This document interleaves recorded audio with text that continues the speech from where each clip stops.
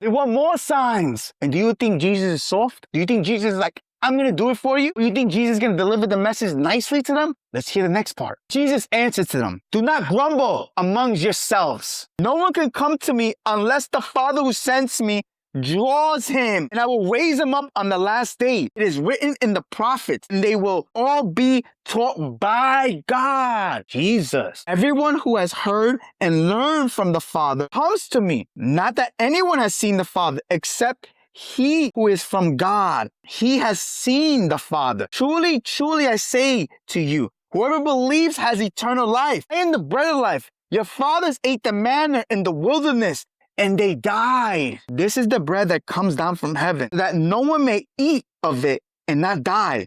I am the living bread that came down from heaven. If anyone eats of this bread, he will live forever.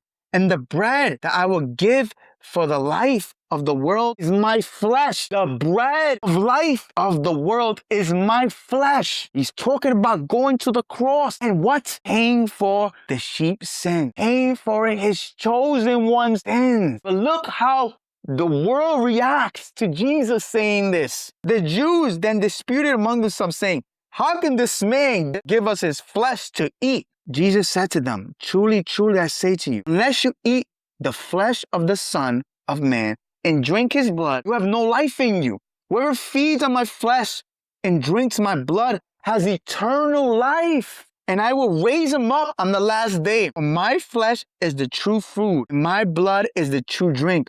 Whoever feeds on my flesh, drinks my blood, abides in me, and I in him, as the living Father sent me, and I live because of the Father. So whoever feeds on me, he also will live because of me.